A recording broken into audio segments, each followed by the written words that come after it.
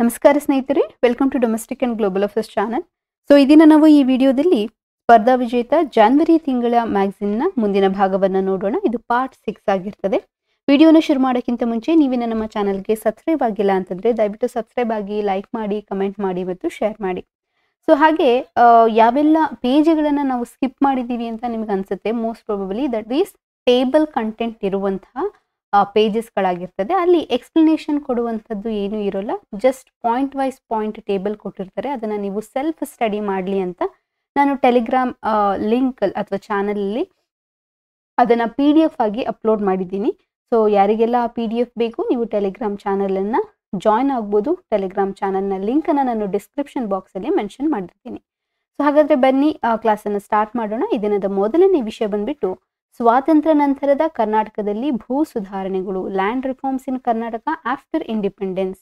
ಭೂ ಸುಧಾರಣೆ ಅಂದರೆ ಏನು ಅಂತ ಫಸ್ಟು ಅರ್ಥವನ್ನು ಮಾಡ್ಕೊಳ್ಳೋಣ. ಈ ಭೂ ಸಾಗುವಳಿ ವ್ಯವಸ್ಥೆಯ ಸಾಂಸ್ಥಾತಿಕ ರಚನೆಯಲ್ಲಿ ತಂದಂತಹ ಬದಲಾವಣೆಯೇ ಭೂ ಸುಧಾರಣೆ.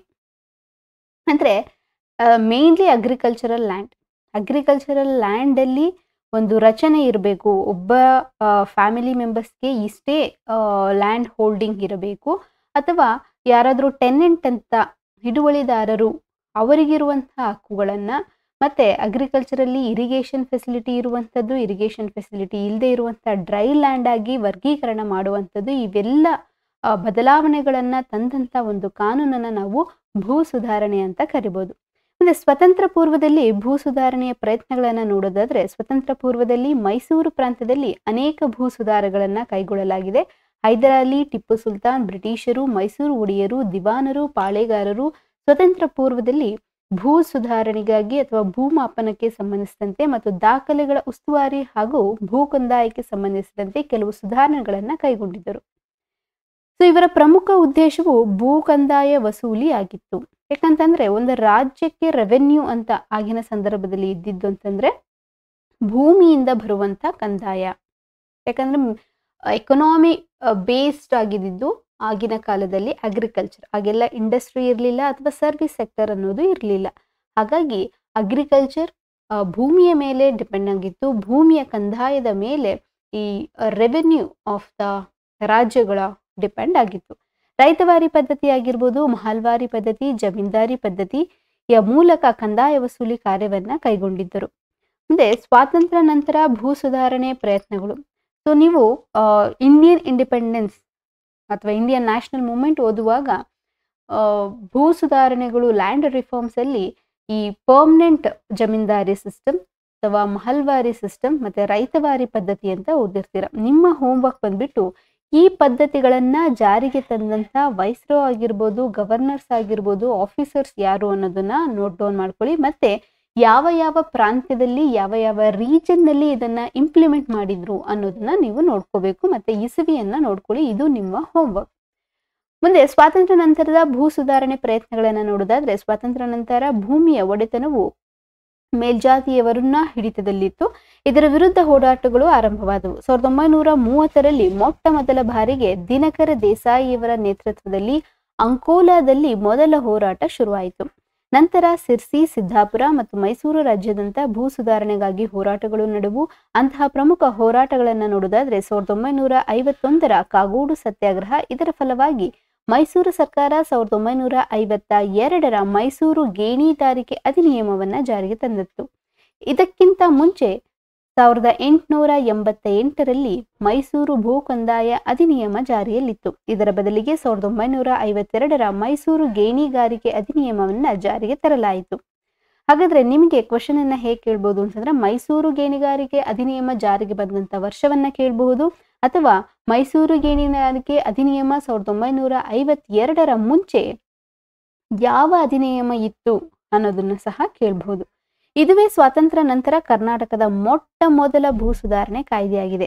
ಈ ಕಾಯ್ದೆಯು ಮೈಸೂರು ರಾಜ್ಯದ ಕೆಲವು ಭಾಗಗಳಲ್ಲಿ ಮಾತ್ರ ಜಾರಿಯಲ್ಲಿತ್ತು. ನಂತರ 1954ರ ಜನವರಿ 1ರಂದು ಬಳ್ಳಾರಿ ಪ್ರಾಂತ್ಯ ಹೊರತುಪಡಿಸಿ ಇಡೀ ಮೈಸೂರು ಪ್ರಾಂತ್ಯಕ್ಕೆ ಅನ್ವಯವಾಗಿತ್ತು. ಮುಂದೆ 1952ರ ಗೇಣಿಗಾರಿಕೆ ಅಧಿನಿಯಮದ ಗೇಣಿಗಾರರನ್ನ 2 ವರ್ಗಗಳಾಗಿ ವಿಂಗಡಣೆ ಮಾಡಲಾಗಿತ್ತು. ಮೊದಲನೇದಾಗಿ ಕಾಯಂ ಗೇಣಿದಾರರು ಮತ್ತೆ ಖದೀಮ ಗೇಣಿದಾರರು. ಕಂದಾಯ ಕೊಡುವ ಗೇಣಿದಾರರಿಗೆ ಖದೀಮ ಗೇಣಿದಾರರು ಅಂತ ಕರೀತಾರೆ. ನಂತರ ಮೈಸೂರು ಸರ್ಕಾರವು ಈ ಕಾಯ್ದೆ 1954ರಲ್ಲಿ ತಿದ್ದುಪಡಿಯನ್ನ ಮಾಡಿ 1954ರ ಅಕ್ಟೋಬರ್ 1ರಿಂದ ಮೈಸೂರು ರಾಜ್ಯಾದ್ಯಂತ ಜಾರಿಗೆ ಬರುವಂತೆ ಮಾಡಲಾಗಿತ್ತು. ಮುಂದೆ 1952ರ ಮೈಸೂರು ಗೇಣಿದಾರಿಕೆ ಕಾಯ್ದೆಯ ಮುಖ್ಯಾಂಶಗಳನ್ನು ನೋಡೋದಾದ್ರೆ, ಗೇಣಿದಾರರು 3 ವರ್ಗ ಗೇಣಿಗಾರನನ್ನಾಗಿ ಡಿವಿಷನ್ ಮಾಡಲಾಗಿತ್ತು, ವರ್ಗೀಕರಿಸಲಾಗಿತ್ತು. ಮೊದಲನೇದು ಸಂರಕ್ಷಿತ ಗೇಣಿದಾರರು, ಅಸಂರಕ್ಷಿತ ಗೇಣಿದಾರರು, ಸಾಮಾನ್ಯ ಗೇಣಿದಾರರು. ಸಂರಕ್ಷಿತ ಗೇಣಿದಾರರು ಅಂತಂದ್ರೆ 9 ವರ್ಷಕ್ಕಿಂತ ಹೆಚ್ಚು ಅವಧಿ ಸಾಗುವಳಿ ಮಾಡುವ ಗೇಣಿದಾರರನ್ನ ಸಂರಕ್ಷಿತ ಗೇಣಿದಾರರು, 5ರಿಂದ 9 ವರ್ಷ ಅವಧಿ ಸಾಗುವಳಿ ಮಾಡಿದ ಗೇಣಿದಾರರನ್ನ ಅಸಂರಕ್ಷಿತ ಮತ್ತು 5 ವರ್ಷಕ್ಕಿಂತ ಕಡಿಮೆ ಅವಧಿ ಸಾಗುವಳಿ ಮಾಡಿದವರನ್ನ ಸಾಮಾನ್ಯ ಗೇಣಿದಾರರಂತ 3 ಭಾಗಗಳಾಗಿ ವರ್ಗೀಕರಣ ಮಾಡಲಾಗಿತ್ತು. ಯಾವಾಗ? 1954ರ ತಿದ್ದುಪಡಿ ಮಾಡಿದ ನಂತರ. ಮುಂದೆ ಎಲ್ಲಾ ಗೇಣಿದಾರರು ಗೇಣಿಯ ಅವಧಿಯನ್ನ 5 ವರ್ಷಕ್ಕೆ ಬದಲಾಗಿ 10 ವರ್ಷಕ್ಕೆ ಬದಲಾಯಿಸಲಾಗಿತ್ತು. ಮುಂದೆ ಗೇಣಿದಾರರು ಸ್ವತಃ 25 ಎಕರೆ ಭೂಮಿಯನ್ನ ಕೊಳ್ಳಲು ಅನುಮತಿ ನೀಡಲಾಯಿತು. ಭೂ ಒಡೆತನ ಸ್ವತಃ 25 ಎಕರೆಯಿಂದ 100 ಎಕರೆವರೆಗೆ ಭೂಮಿಯನ್ನ ಕೊಳ್ಳಲು ಅನುಮತಿ ನೀಡಲಾಯಿತು. ನೆಕ್ಸ್ಟ್, ಇನಾಮ್ ಲ್ಯಾಂಡ್. ಇನಾಮ್ಗಳ ಕಲ್ಪನೆ ಬ್ರಿಟಿಷ್ ವಸಾಹತು ಸಂದರ್ಭದಲ್ಲಿ ಸೃಷ್ಟಿಯಾಯಿತು. ಸರ್ಕಾರ ಮತ್ತು ಗೇಣಿದಾರರ ನಡುವಿನ ಮಧ್ಯಸ್ಥಿಕೆದಾರರನ್ನ ಇನಾಮ್ದಾರರೆಂದ ಕರೆಯಲಾಗುತ್ತದೆ. ಇನಾಮ್ದಾರರಿಗೆ ಬ್ರಿಟಿಷ್ ನೀಡಿದ ಭೂಮಿಯೇ ಇನಾಮ್ ಭೂಮಿಗಳು. ಒಂದು ಮೈಸೂರು ರಾಜ್ಯದಲ್ಲಿ 3 ರೀತಿಯ ಇನಾಮ್ ಭೂಮಿಗಳನ್ನ ಕಾಣಬಹುದು. ವೈಯಕ್ತಿಕ ಅನುಕೂಲಕ್ಕಾಗಿ ಇನಾಮ್ ಭೂಮಿ, ಧಾರ್ಮಿಕ ದತ್ತಿ ಮತ್ತು ಚಾರಿಟಬಲ್ ಟ್ರಸ್ಟ್ ಅನುಕೂಲಕ್ಕಾಗಿ ಇರುವಂತಹ ಇನಾಮ್ ಭೂಮಿ, ನೀರಾವರಿ, ಕೆರೆ, ನದಿ, ಕರಕುಶಲತೆ ಸಂರಕ್ಷಣೆಗೆ ಅನುಕೂಲಕ್ಕಾಗಿ ಇರುವಂತಹ ಇನಾಮ್ ಭೂಮಿಗಳು. ಇಂತಹ ಇನಾಮ್ ಭೂಮಿಗಳನ್ನ ರದ್ದು ಮಾಡುವ ಸಲುವಾಗಿ 1952ರಲ್ಲಿ ಇನಾಮ್ ಭೂಮಿ ರದ್ದತಿ ಶಾಸನವನ್ನ ರಚಿಸಲಾಯಿತು. ಇದರ ಪ್ರಕಾರ ವೈಯಕ್ತಿಕ ಇನಾಮ್ಗಳನ್ನ ರದ್ದುಪಡಿಸಲಾಗಿತ್ತು. ಧಾರ್ಮಿಕ ದತ್ತಿ ಮತ್ತು ಚಾರಿಟಬಲ್ ಟ್ರಸ್ಟ್ ಅನುಕೂಲಕ್ಕಾಗಿ ಇರುವಂತಹ ಇನಾಮ್ ಭೂಮಿಗಳು, ನೀರಾವರಿ, ಕೆರೆ, ನದಿ, ಕರಕುಶಲತೆ ಸಂರಕ್ಷಣೆಗೆ ಅನುಕೂಲವಾಗುವ ಇನಾಮ್ ಭೂಮಿ, ಈ 2 ಇನಾಮ್ಗಳನ್ನ ಹಾಗೆ ಜಾರಿಯಲ್ಲಿ ಉಳಿಸಿಕೊಳ್ಳಲಾಗಿತ್ತು. ಮತ್ತು 1952ರ ಇನಾಮ್ ರದ್ದತಿ ಕಾಯ್ದೆಗೆ ತಿದ್ದುಪಡಿ ತಂದು ಮೇಲಿನ 2 ಇನಾಮ್ ಭೂಮಿಗಳನ್ನ ರದ್ದು ಮಾಡಲಾಗಿತ್ತು. ಹಾಗಾದ್ರೆ 1952ರ ಕಾಯ್ದೆಯಲ್ಲಿ ಕೇವಲ ವೈಯಕ್ತಿಕ ಇನಾಮ್ ಭೂಮಿಗಳನ್ನ ರದ್ದು ಮಾಡಲಾಗಿತ್ತು. ಉಳಿದಂತ 2, ಅದು ಧಾರ್ಮಿಕ ದತ್ತಿದಾಗಿರ್ಬೋದು ಅಥವಾ ನೀರಾವರಿ, ಕೆರೆ, ನದಿ, ಕರಕುಶಲತೆ ಸಂರಕ್ಷಣೆ ಇರುವಂತಹ ಇನಾಮ್ ಭೂಮಿಗಳನ್ನ 1955ರ ಕಾಯ್ದೆಯಲ್ಲಿ ರದ್ದತಿ ಮಾಡಲಾಯಿತು. ನೆನಪಿರಲಿ, 1951ರ ಜೂನ್ 18ರಂದು ಸಂವಿಧಾನದ ಮೊದಲ ತಿದ್ದುಪಡಿ ಭೂ ಸುಧಾರಣೆಗೆ ಸಂಬಂಧಿಸಿದ್ದು. ಶೆಡ್ಯೂಲ್ ಅಥವಾ ಅನುಸೂಚಿ ಏನಾದರೂ ಕೇಳಿದ್ರೆ 9ನೇ ಅನುಸೂಚಿಗೆ ಇದನ್ನ ಸೇರ್ಪಡೆ ಮಾಡಲಾಗಿದೆ. 1951ರ ಏಪ್ರಿಲ್ 18ರಂದು ಪೊಚ್ಚಂಪಲ್ಲಿಯಲ್ಲಿ ವಿನೋಬಾ ಭಾವೆಯವರಿಂದ ಭೂದಾನ ಚಳುವಳಿ ಆರಂಭವಾಯಿತು. ಡೇಟ್ ಮತ್ತೆ ಇಸ್ವಿಯನ್ನ ನೆನ್ಪಿಟ್ಕೊಳ್ಳಿ, ಮತ್ತೆ ಸ್ಥಳವನ್ನ ನೆನ್ಪಿಟ್ಕೊಳ್ಳಿ, ಮತ್ತೆ ವ್ಯಕ್ತಿ ವಿನೋಬಾ ಭಾವೆ. ಮುಂದೆ ಕರ್ನಾಟಕ ಏಕೀಕರಣಗೊಂಡ ಮೇಲೆ ಕರ್ನಾಟಕದಲ್ಲಿ ವಿವಿಧ ಭೂ ಕಾಯ್ದೆಗಳು ಜಾರಿಯಲ್ಲಿದ್ದವು. ಅಂಥವುಗಳೆಂದರೆ ಬಾಂಬೆ ಗೇಣಿ ಮತ್ತು ಕೃಷಿ ಕಾಯ್ದೆ 1948, ಹೈದರಾಬಾದ್ ಗೇಣಿ ಮತ್ತು ಕೃಷಿ ಕಾಯ್ದೆ 1950, ಮೈಸೂರು ಗೇಣಿ ಕಾಯ್ದೆ 1952, ಮದ್ರಾಸ್ ಉಳುಮೆ ಮಾಡುವ ಗೇಣಿದಾರರ ಕಾಯ್ದೆ 1956, ದಕ್ಷಿಣ ಕನ್ನಡ ಮತ್ತು ಕೊಳ್ಳೇಗಾಲ ಭಾಗದಲ್ಲಿ ಇದು ಮದ್ರಾಸ್ ಉಳುಮೆ ಮಾಡುವ ಗೇಣಿದಾರರ ಕಾಯ್ದೆ ಜಾರಿಯಲ್ಲಿ ಇತ್ತು. ನೆಕ್ಸ್ಟು ಕಮಿಟಿಗಳನ್ನ ನೇಮಕ ಮಾಡ್ತಾರೆ. ಆ ಕಮಿಟಿಗಳು ಯಾವ್ಯಾವು ಅಂದ್ರೆ ಲ್ಯಾಂಡ್ ರಿಫಾರ್ಮ್ಸ್ಗೆ ಅಂತಾನೆ ಕರ್ನಾಟಕ ಸರ್ಕಾರ ನೇಮಕ ಮಾಡಿದಂಥ ಕಮಿಟಿಗಳು ಯಾವ್ಯಾವು, ಆ ಸಮಿತಿಗಳ ಶಿಫಾರಸುಗಳು ಏನು ಅಂತ ನೋಡೋಣ. ಮೊದಲನೇದಾಗಿ BD ಜತ್ತಿ ಸಮಿತಿ 1957. ಮೇಲೆ ಎಲ್ಲಾ ಭೂ ಕಾಯ್ದೆಯನ್ನ ಸೇರಿಸಿ ಒಂದು ಸುಧಾರಿತ ಭೂ ಕಾಯ್ದೆಯನ್ನ ರೂಪಿಸಲು ಮೈಸೂರು ಸರ್ಕಾರ 1957ರಲ್ಲಿ BD ಜತ್ತಿ ಸಮಿತಿಯನ್ನ ರಚಿಸಿತು. ಈ ಸಮಿತಿಯು ವಿವಿಧ ಪ್ರಾಂತ್ಯಗಳ ವಿವಿಧ ಭೂ ಕಾಯ್ದೆಗಳನ್ನ ಅಧ್ಯಯನ ಮಾಡಿ 3 ತಿಂಗಳಲ್ಲಿ ಸರ್ಕಾರಕ್ಕೆ ವರದಿಯನ್ನ ಸಲ್ಲಿಸುತ್ತದೆ. ಆ ಸಮಿತಿಯ ಮುಖ್ಯ ಶಿಫಾರಸುಗಳನ್ನು ನೋಡೋದಾದ್ರೆ, ಕೃಷಿಯೇತರರಿಂದ ಕೃಷಿ ಭೂಮಿಯನ್ನ ವಶಪಡಿಸಿಕೊಳ್ಳುವುದು, ಕುಟುಂಬ ಆಧಾರಿತ ಭೂಮಿ ಹಂಚಿಕೆಯನ್ನ ಮಾಡುವಂಥದ್ದು, ಭೂಮಿ ಕಳೆದುಕೊಂಡವರಿಗೆ ಪರಿಹಾರವನ್ನ ನೀಡುವಂಥದ್ದು, ಭೂಮಿಯ ಗರಿಷ್ಠ ಹಿಡುವಳಿಯ ಮಿತಿಯನ್ನ ನೀಡುವಂಥದ್ದು, ಉಳುವವನೇ ಭೂಮಿಯ ಒಡೆಯ ಅನ್ನುವ ಪಾಯಿಂಟ್, ಮತ್ತೆ ಜಮೀನ್ದಾರರು ಸ್ವತಃ ಸಾಗುವಳಿ ಮಾಡಬಹುದಾದಷ್ಟು ಭೂಮಿಯನ್ನ ಮಾತ್ರ ವಾಪಸ್ಸು ಪಡೆಯಲು ಅರ್ಹರು, ಸಂಪೂರ್ಣವಾಗಿ ಭೂಮಿಯನ್ನು ವಾಪಸ್ಸು ಪಡೆಯುವಂತಿಲ್ಲ. ಮತ್ತೆ ಭೂಮಿಯನ್ನ ಗುತ್ತಿಗೆ ಕೊಡುವುದನ್ನ ಸಂಪೂರ್ಣವಾಗಿ ನಿಷೇಧಿಸುವಂತ ಶಿಫಾರಸನ್ನ ಇದು ಮಾಡಿತ್ತು.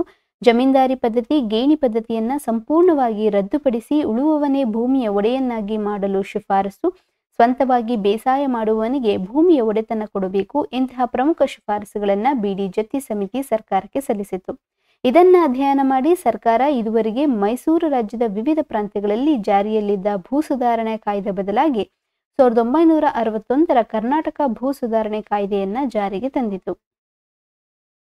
ಹಾಗಾದ್ರೆ ಕರ್ನಾಟಕ ಲ್ಯಾಂಡ್ ರಿಫಾರ್ಮ್ ಆಕ್ಟ್ 1961ರ ಪ್ರಮುಖ ಅಂಶಗಳನ್ನ ನೋಡೋದಾದ್ರೆ, ಈ ಅಧಿನಿಯಮವನ್ನ 1958ರಲ್ಲಿ ವಿಧಾನಸಭೆಯಲ್ಲಿ ಮಂಡಿಸಲಾಯಿತು. ಮತ್ತೆ ಈ ಕಾಯ್ದೆ ವಿವಿಧ ಅಂಶಗಳ ಅಧ್ಯಯನಕ್ಕಾಗಿ 44 ಜನರ ಒಂದು ಸಮಿತಿಯನ್ನ ನೇಮಕ ಮಾಡಲಾಯಿತು.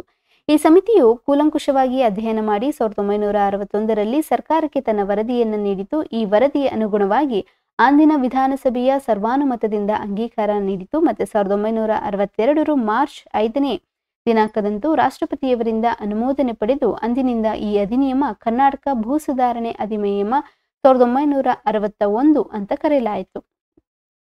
ಮುಂದೆ ಈ ಅಧಿನಿಯಮವು 1965 ಅಕ್ಟೋಬರ್ 2ರಂದು ಜಾರಿಗೆ ಬಂದಿತು.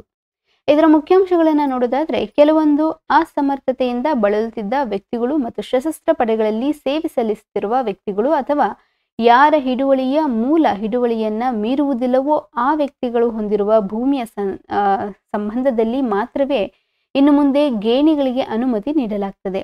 ಮತ್ತೆ ಗೇಣಿಗೆ ನೀಡಲಾಗಿದ್ದ ಭೂಮಿಗಳ ಸಂಬಂಧದಲ್ಲಿ ಪುನರ್ವಶದ ಹಕ್ಕನ್ನ ಗೇಣಿಗೆ ನೀಡಿದ ಭೂಮಿಯ ಮೂಲ ಹಿಡುವಳಿಗಿಂತ ಕಡಿಮೆ ಇದ್ದ ಮತ್ತು ಅದನ್ನ ಉಪವಿಭಜನೆ ಮಾಡಲಾಗದಿದ್ದರೆ ಆ ಹಿಡುವಳಿಯ ಒಂದು ಭಾಗವನ್ನ ಆ ಗೇಣಿದಾರನಿಗೆ ಬಿಡಲಾಗಿದೆ ಎಂಬುದಾಗಿ ನಿಯಮಿಸಲಾಗ್ತದೆ.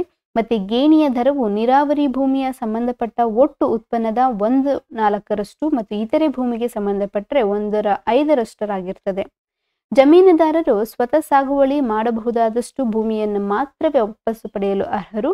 ಉಳಿದ ಭೂಮಿಯನ್ನ ಸರ್ಕಾರ ನಿಹಿತವಾಗುತ್ತದೆ ಮತ್ತು ಅಂತಹ ಭೂಮಿಯನ್ನ ವಾಸ್ತವವಾಗಿ ಸಾಗುವಳಿ ಮಾಡುತ್ತಿದ್ದ ಗೇಣಿದಾರರಿಗೆ ಭೂ ಕಂದಾಯ ಕಳೆದು ಗೇಣಿಯ 15% ಹಣ ಸಂದಾಯಕ್ಕೆ ಒಳಪಟ್ಟು ಅಧಿಭೋಗದ ಹಕ್ಕುಗಳನ್ನು ನೀಡಲಾಗುವುದು. ಆ ಮೊತ್ತವನ್ನ ಮಾಲೀಕನಿಗೆ ಪರಿಹಾರವಾಗಿ ಸಂದಾಯ ಮಾಡಲಾಗ್ತದೆ. ಮತ್ತೆ ಪುನಃ ವಶಕ್ಕೆ ತೆಗೆದುಕೊಳ್ಳುವ ಹಕ್ಕುಗಳನ್ನ ಮತ್ತು ಇತರ ಎಲ್ಲ ವಿಷಯಗಳನ್ನ ವಿನಿಮಯಿಸುವುದಕ್ಕಾಗಿ ಕುಟುಂಬ ಹಿಡುವಳಿಯನ್ನ ವಾರ್ಷಿಕ 1200 ರೂಗಳ ಆದಾಯ ನೀಡುವ ಹಿಡುವಳಿ ಎಂದು ಪರಿಭಾಷಿಸಲಾಯಿತು. ಮತ್ತೆ ಗೇಣಿಗೆ ಜಮೀನನ್ನ ನೀಡುವ ಪದ್ಧತಿಯನ್ನ ಸಂಪೂರ್ಣವಾಗಿ ನಿಷೇಧ ಮಾಡಲಾಯಿತು. ಜಮೀನುಗಳಿಂದ ಗೇಣಿದಾರರನ್ನು ಬಿಡಿಸಲು ಒಡೆಯರು 1 ವರ್ಷದೊಳಗೆ ಸಂಬಂಧಿಸಿದ ಕಂದಾಯ ಇಲಾಖೆಗೆ ಅರ್ಜಿ ಸಲ್ಲಿಸಬೇಕು. ಮತ್ತೆ ಯಾವುದೇ ಸಂಘ ಸಂಸ್ಥೆಗಳು ಭೂಮಿಯನ್ನ ಪಡೆಯುವಂತಿಲ್ಲ. ಜಿಲ್ಲಾ ಮಟ್ಟದಲ್ಲಿ ಭೂ ಪಂಚಾಯಿತಿ ರಚನೆಯನ್ನ ಮಾಡಲಾಯಿತು. ಮತ್ತೆ ಭೂಮಿಯನ್ನ ವ್ಯಕ್ತಿಗೆ ಬದಲಾಗಿ ಕುಟುಂಬಕ್ಕೆ ನೀಡುವುದು. ಮತ್ತೆ ಭೂಮಿಯ ಗರಿಷ್ಠ ಹಿಡುವಳಿಯನ್ನ ಗುರುತಿಸಲಾಯಿತು. ಯಾವ ಹಾಲಿ ಹಿಡುವಳಿಯನ್ನ ಗೊತ್ತುಪಡಿಸಿ ಮಾನದಂಡಗಳನ್ನನುಸಾರವಾಗಿ ಸಾಗುವಳಿ ಮಾಡುತ್ತಿದೆಯೋ ಆ ಹಿಡುವಳಿಗೆ ಮತ್ತು ತೆಂಗು ಮತ್ತು ಅಡಿಕೆ ಪ್ಲಾಂಟೇಶನ್ಗಳು ಸೇರಿದಂತೆ ಈಗಿರುವ ಪ್ಲಾಂಟೇಶನ್ಗೆ ಗರಿಷ್ಠ ಮಿತಿಯನ್ನ ವಿನಾಯಿತಿ ಕೊಡಲಾಗುತ್ತದೆ. ಎಲ್ಲ ವಿಧದ ಗೇಣಿಯನ್ನ ರದ್ದು ಮಾಡಲಾಯಿತು. ಭೂ ಟ್ರಿಬ್ಯುನಲ್ಸ್ ಗಳ ಸ್ಥಾಪನೆಯಾಯಿತು. ಭೂ ಒಡೆಯರ ಹತ್ತಿರ ಇರುವ ಹೆಚ್ಚುವರಿ ಭೂಮಿಯನ್ನ ವಶಪಡೆದುಕೊಳ್ಳಲಾಗಿತ್ತು. ಗೇಣಿದಾರರು ಭೂಮಿಯ ಮೇಲೆ ತಮ್ಮ ಹಕ್ಕು ಇದ್ದರೆ ಸರ್ಕಾರಕ್ಕೆ ಅರ್ಜಿಯನ್ನ ಸಲ್ಲಿಸಿ ಪಡೆಯಬಹುದು. ಮತ್ತೆ ವಶಪಡಿಸಿಕೊಂಡ ಜಮೀನುಗಳ ಜಮೀನ್ದಾರರಿಗೆ ಪರಿಹಾರವನ್ನ ನೀಡಲಾಯಿತು. ಮುಂದೆ 1961ರ ಭೂ ಸುಧಾರಣೆ ಕಾಯ್ದೆಗೆ ಮಾಡಿದಂತ ತಿದ್ದುಪಡಿಗಳನ್ನ ನೋಡೋದಾದ್ರೆ, ಈ ಅಧಿನಿಯಮವು ಕೆಲವು ಮುಖ್ಯ ಉದ್ದೇಶಗಳನ್ನ ಹೊಂದಿ ಕರ್ನಾಟಕದ ರಾಜ್ಯಾದ್ಯಂತ ಜಾರಿಯಲ್ಲಿದೆ. ಕಾಲಕಾಲಕ್ಕೆ ಈ ಅಧಿನಿಯಮಕ್ಕೆ 35ಕ್ಕಿಂತ ಹೆಚ್ಚು ತಿದ್ದುಪಡಿಯನ್ನ ತರಲಾಗಿದೆ. ಇತ್ತೀಚಿನ ಪ್ರಮುಖ ತಿದ್ದುಪಡಿ 2020ರ ತಿದ್ದುಪಡಿ ಮತ್ತು 2023ರ ತಿದ್ದುಪಡಿಗಳಾಗಿದೆ. 2020ರ ತಿದ್ದುಪಡಿಯನ್ನು ನೋಡುವುದಾದ್ರೆ, ಕರ್ನಾಟಕ ಭೂ ಸುಧಾರಣಾ ಅಧಿನಿಯಮ 1961ನ್ನ ಈ ಮುಂದಿನವುಗಳಿಗೆ ಉಪಬಂಧ ಕಲ್ಪಿಸುವುದಕ್ಕಾಗಿ 2020ರ ತಿದ್ದುಪಡಿ ಮಾಡಲಾಗಿತ್ತು. ಕರ್ನಾಟಕ ಕೈಗಾರಿಕಾ ಸೌಲಭ್ಯ ಅಧಿನಿಯಮ 2000 ಅಡಿಯಲ್ಲಿ ರಾಜ್ಯ ಉನ್ನತ ಮಟ್ಟದ ಒಪ್ಪಿಗೆ ನೀಡಿಕೆ ಸಮಿತಿ ಅಥವಾ ರಾಜ್ಯ ಮಟ್ಟದ ಏಕಗವಾಕ್ಷಿ ಒಪ್ಪಿಗೆ ನೀಡಿಕೆ ಸಮಿತಿ ಅನುಮೋದನೆಯೊಂದಿಗೆ ವ್ಯಾಪ್ತಿಯಲ್ಲಿರುವ ಕೈಗಾರಿಕಾ ಉದ್ದೇಶಕ್ಕಾಗಿ ಭೂಮಿಯನ್ನು ಖರೀದಿಸಲು ಅಗತ್ಯ ವಿನಾಯಿತಿಯನ್ನು ನೀಡುವ ಉದ್ದೇಶಕ್ಕಾಗಿ ಈ ತಿದ್ದುಪಡಿಯನ್ನ ಮಾಡಲಾಗಿತ್ತು. ಮುಂದೆ 109ನೇ ಪ್ರಕರಣದ ಅಡಿಯಲ್ಲಿ ವಿನಾಯಿತಿಯನ್ನು ಪಡೆದ ಭೂಮಿಯನ್ನ ಯಾವ ಉದ್ದೇಶಕ್ಕಾಗಿ ಭೂಮಿಯನ್ನು ಬಳಸಬಹುದು ಎಂದು ಅನುಮತಿಸಲಾಗಿದೆಯೋ ಆ ಉದ್ದೇಶಕ್ಕಾಗಿ 7 ವರ್ಷ ಅವಧಿಗಾಗಿ ಬಳಸಿದ ತರುವಾಯ ಆರ್ಥಿಕ ಮುಂಗಟ್ಟನ್ನ ನಿಭಾಯಿಸುವುದಕ್ಕಾಗಿ ಹಿಂದೆ ಅನುಮತಿಸಿದ ಅದೇ ಉದ್ದೇಶಕ್ಕಾಗಿ ಇತರೆ ಕಂಪನಿ ಅಥವಾ ಸಂಸ್ಥೆಗೆ ಮಾರಾಟ ಮಾಡುವ ಅನುಮತಿಯನ್ನ ಸಹ ನೀಡುವ ಉದ್ದೇಶದಿಂದ ತಿದ್ದುಪಡಿಯನ್ನ ಮಾಡಲಾಗಿತ್ತು. ವಿಷಯವು ತುರ್ತು ಸ್ವರೂಪವಾದದ್ದರಿಂದ ಹಾಗೂ ಕರ್ನಾಟಕ ವಿಧಾನಮಂಡಲದ ಉಭಯ ಸದನದಲ್ಲಿ ಅಧಿವೇಶನದಲ್ಲಿ ಇರದಿದ್ದರಿಂದ ಕರ್ನಾಟಕ ಭೂ ಸುಧಾರಣಾ ಅಧ್ಯಾದೇಶ 2019 ದಿನಾಂಕ 20/11/2019 ಘೋಷಿಸಲಾಯಿತು. ಸದರಿ ಅಧ್ಯಾದೇಶಕ್ಕೆ ಬದಲಾಗಿ ಈ ವಿಧೇಯಕವನ್ನ ವಿಧಾನಮಂಡಲದಲ್ಲಿ ಮಂಡಿಸಿ 2020 ತಿದ್ದುಪಡಿಯನ್ನ ಅಂಗೀಕಾರ ಮಾಡಲಾಯಿತು.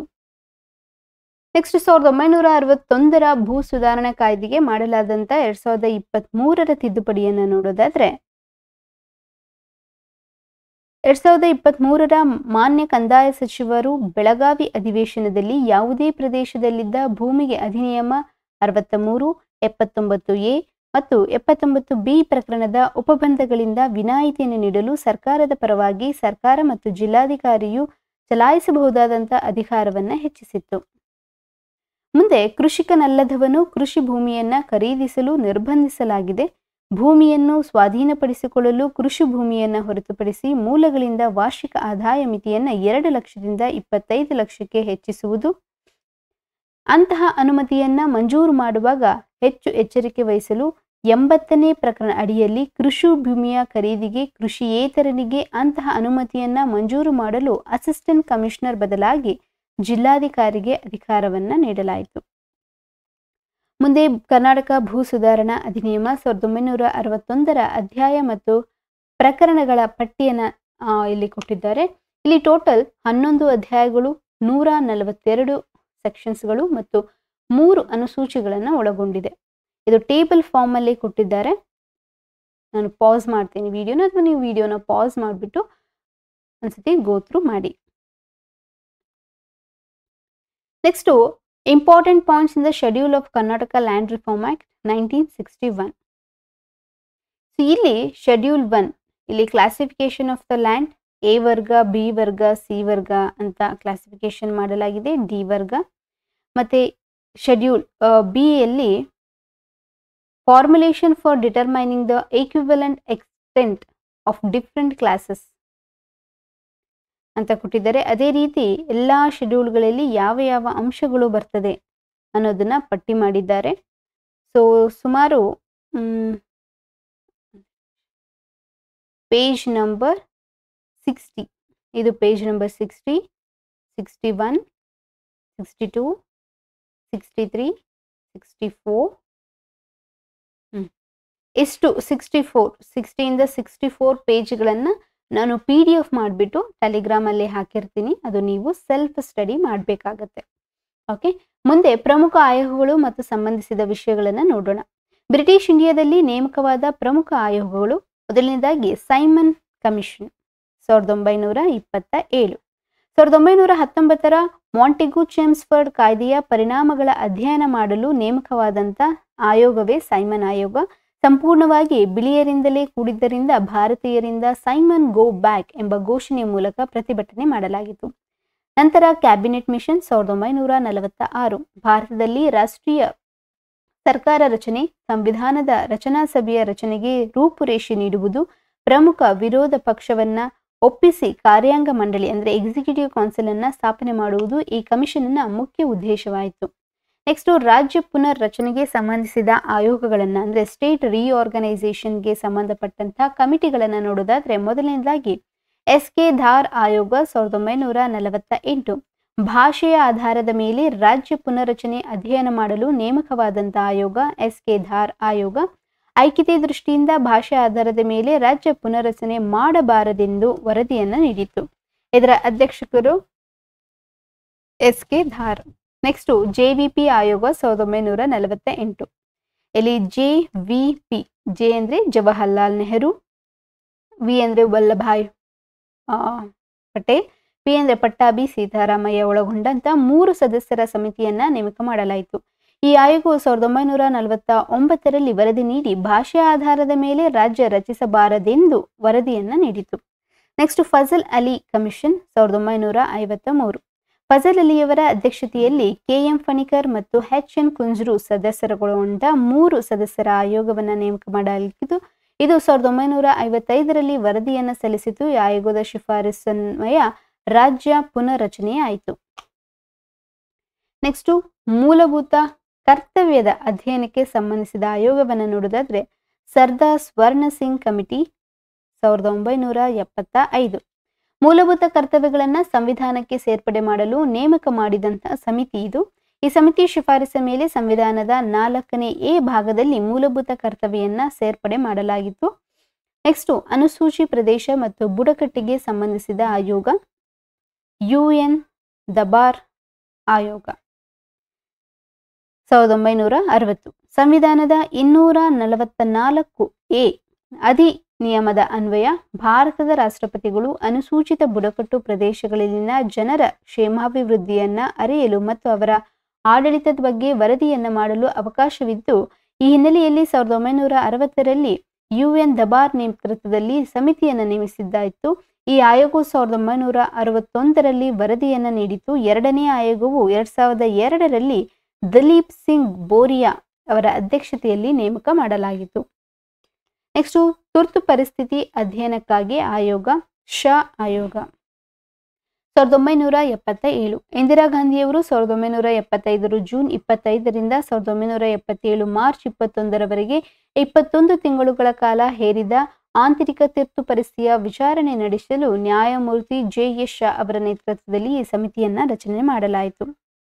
ನೆಕ್ಸ್ಟ್ ಭಾಷೆಗಳ ಅಧ್ಯಯನಕ್ಕೆ ಸಂಬಂಧಿಸಿದಂತೆ ನೇಮಕ ಮಾಡಲಾದಂಥ ಆಯೋಗಗಳನ್ನು ನೋಡೋದಾದ್ರೆ ಭಾಷೆಗಳ ಅಧ್ಯಯನಕ್ಕೆ ನಾವು ಲಿಂಗ್ವಿಸ್ಟಿಕ್ಸ್ ಅಂತ ಕರಿತೀವಿ.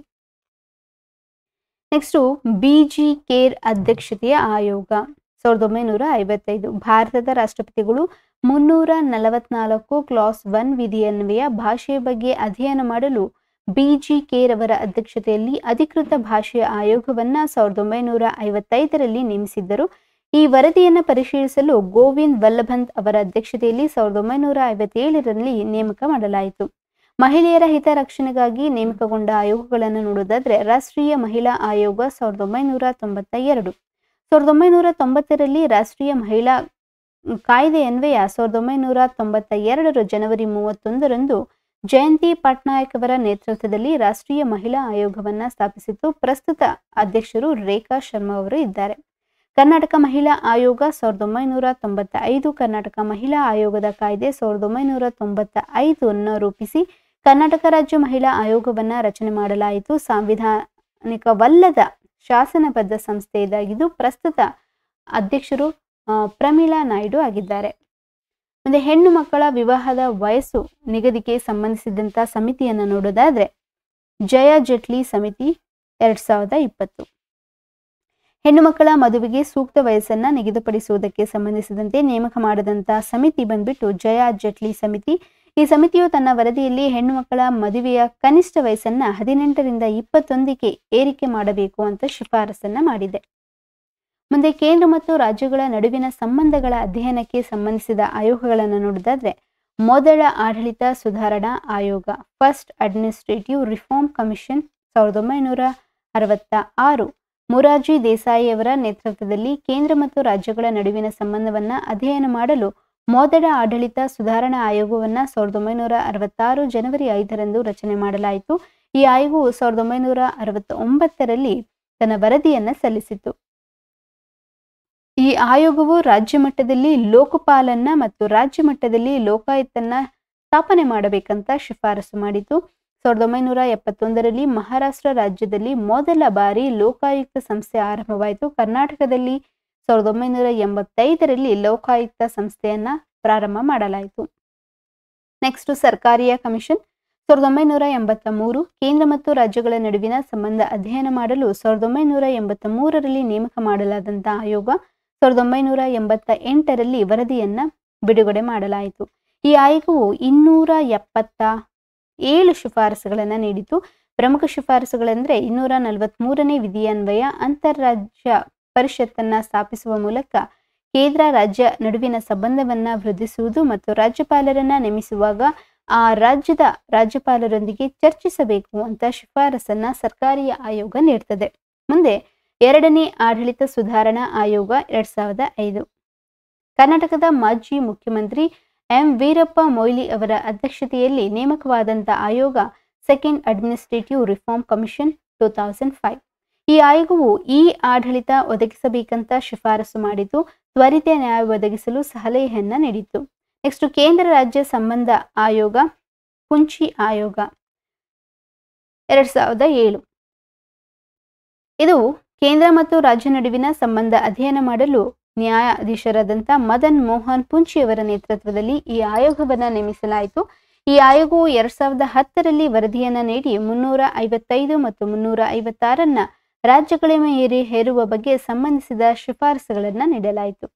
ಕರ್ನಾಟಕ ರಾಜ್ಯ ಆಡಳಿತ ಸುಧಾರಣಾ ಆಯೋಗ 2000ರಿಂದ 2001 ಅವಧಿಯಲ್ಲಿ ಹಾರನಹಳ್ಳಿ ರಾಮಸ್ವಾಮಿ ಅಧ್ಯಕ್ಷತೆಯಲ್ಲಿ ನೇಮಕ ಮಾಡಲಾದಂಥ ಮೊದಲ ಆಯೋಗ. ಎರಡನೇ ಆಡಳಿತ ಸುಧಾರಣಾ ಆಯೋಗ ಅಧ್ಯಕ್ಷತೆಯನ್ನ TM ವಿಜಯ ಭಾಸ್ಕರ್ ಅವರು ವಹಿಸಿಕೊಂಡಿದ್ದಾರೆ. ಅವಧಿಯನ್ನು ನೋಡೋದಾದ್ರೆ 2021ರಿಂದ 2023. ನೆಕ್ಸ್ಟ್ ಚುನಾವಣಾ ಸುಧಾರಣೆಗೆ ಸಂಬಂಧಿಸಿದ ಆಯೋಗಗಳನ್ನು ನೋಡೋದಾದ್ರೆ ವಾಂಚು ಸಮಿತಿ. ಪ್ರಾಮಾಣಿಕವಾಗಿರುವ ಚುನಾವಣಾ ಅಭ್ಯರ್ಥಿಯು ಚುನಾವಣಾ ವೆಚ್ಚವನ್ನ ಭರಿಸಲು ಸಾಧ್ಯವಿಲ್ಲದ ಕಾರಣ ಸರ್ಕಾರವೇ ವೆಚ್ಚವನ್ನ ಭರಿಸಬೇಕಂತ ಇದು ಶಿಫಾರಸನ್ನ ಮಾಡ್ತದೆ. ಇದನ್ನ 1971ರಲ್ಲಿ ನೇಮಕ ಮಾಡಲಾಗಿತ್ತು. ನೆಕ್ಸ್ಟ್ ತಾರಕುಂಡೆ ಸಮಿತಿ ಚುನಾವಣಾ ವೆಚ್ಚವನ್ನ ಸರ್ಕಾರ ಭರಿಸುವ ಬಗ್ಗೆ ಶಿಫಾರಸು ಮಾಡಿತು. ದಿನೇಶ್ ಗೋಸ್ವಾಮಿ ಸಮಿತಿ 1990 ಚುನಾವಣಾ ಆಯೋಗವು ಬಹು ಸದಸ್ಯರನ್ನ ಒಳಗೊಂಡಿರಬೇಕಂತ ಶಿಫಾರಸು ಮಾಡಿತು. ಇಂದ್ರಜಿತ್ ಗುಪ್ತಾ ಸಮಿತಿ 1998 ಸರ್ಕಾರವು ಚುನಾವಣಾ ವೆಚ್ಚಕ್ಕೆಂದು ನೀಡುವ ಹಣವನ್ನ ನಗದು ರೂಪದಲ್ಲಿಯೇ ದಲ್ಲಿರದೆ ವಸ್ತುಗಳ ರೂಪದಲ್ಲಿರಬೇಕಂತ ಹೇಳ್ತದೆ. ಮತ್ತೆ ಕುಲ್ದೀಪ್ ಸಿಂಗ್ ಆಯೋಗ 2002 2001ರ ಜನಗಣತಿಯಂತೆ ಕ್ಷೇತ್ರಗಳನ್ನ ಮರು ವಿಂಗಡಣೆ ಮಾಡಲು 2002ರಲ್ಲಿ ರಚನೆ ಮತ್ತು 2007ರಲ್ಲಿ ವರದಿ ನೀಡಿತು. 2008ಕ್ಕೆ ರಾಷ್ಟ್ರಪತಿಗಳ ಅಂಕಿತ ಪಡೆದು ಪ್ರಸ್ತುತ ಕ್ಷೇತ್ರಗಳ ಹಂಚಿಕೆಯನ್ನ ಈ ವರದಿಯನ್ನ ಆಧರಿಸಿದೆ. ನೆನಪಿರಲಿ, ಭಾರತದ ಚುನಾವಣಾ ಸುಧಾರಕ ಖ್ಯಾತಿಯ TN ಶೇಷನ್ ಅವರ ಆತ್ಮಚರಿತೆ through the broken glass. Next ಹಿಂದುಳಿದ ವರ್ಗಗಳ ಅಧ್ಯಯನಕ್ಕೆ ಸಂಬಂಧಿಸಿದ ರಾಷ್ಟ್ರ ಮಟ್ಟದ ಆಯೋಗಗಳನ್ನು ನೋಡೋದಾದ್ರೆ ಕಾಕಾ ಕಾಲೇಕರ್ ಆಯೋಗ 1953. ಇದು ಸ್ವತಂತ್ರ ಭಾರತದ ಮೊದಲ ಹಿಂದುಳಿದ ವರ್ಗದ ಆಯೋಗ. 1953ರಲ್ಲಿ ನೇಮಕಗೊಂಡಂತ ಈ ಆಯೋಗವು 1955ರಲ್ಲಿ ವರದಿಯನ್ನ ನೀಡಿತು. ದೇಶದಲ್ಲಿ 52% ಮಂದಿ ಹಿಂದುಳಿದ ವರ್ಗದವರಿದ್ದಾರೆ, 27% ಮೀಸಲಾತಿ ನೀಡಬೇಕಂತ ಶಿಫಾರಸನ್ನ ಮಾಡ್ತದೆ. ಜಾತಿಯ ಆಧಾರದ ಮೇಲೆ ಹಿಂದುಳಿದ ವರ್ಗವೆಂದು ಪರಿಗಣಿಸುವುದು, ಎಲ್ಲಾ ಮಹಿಳೆಯರು ಹಿಂದುಳಿದ ವರ್ಗದವರೆಂದು ಪರಿಗಣಿಸಲು ಈ ಕಾಕಾ ಕಾಲೇಕರ್ ಕಮಿಟಿ ಶಿಫಾರಸನ್ನ ಮಾಡಿತು. Next Mandal commission 1979. ಇದು ದೇಶದಲ್ಲಿ ನೇಮಕಗೊಂಡಂತ ಎರಡನೇ ಹಿಂದುಳಿದ ಆಯೋಗ. 1980ರಲ್ಲಿ ವರದಿಯನ್ನು ನೀಡುತ್ತದೆ. 1990ರಲ್ಲಿ ವರದಿ ಜಾರಿಗೆ ಬರ್ತದೆ. ಈ ಆಯೋಗವು ಜಾತಿಯಲ್ಲಿ ತೀವ್ರವಾಗಿ ಹಿಂದುಳಿದವರನ್ನ ಪ್ರತ್ಯೇಕಿಸಲು ಕ್ರೀಮಿ ಲೇಯರ್ ಕೆನೆ ಪದರದ ಆಧಾರವನ್ನಾಗಿರಿಸಿಕೊಳ್ಳಬೇಕಂತ ಶಿಫಾರಸನ್ನ ಮಾಡ್ತದೆ. ಈ ಆಯೋಗವು ಹಿಂದುಳಿದ ವರ್ಗವನ್ನ ಶೈಕ್ಷಣಿಕ, ಆರ್ಥಿಕ, ಸಾಮಾಜಿಕ ಎಂಬ 3 ಅಂಶಗಳನ್ನ ಆಧಾರವಾಗಿಸಿಕೊಂಡು ಕಂಡುಹಿಡಿಯಬೇಕಂತ ಶಿಫಾರಸು ಮಾಡ್ತದೆ. ಹಿಂದುಳಿದ ವರ್ಗದ ಶಾಶ್ವತ ಆಯೋಗ 1993.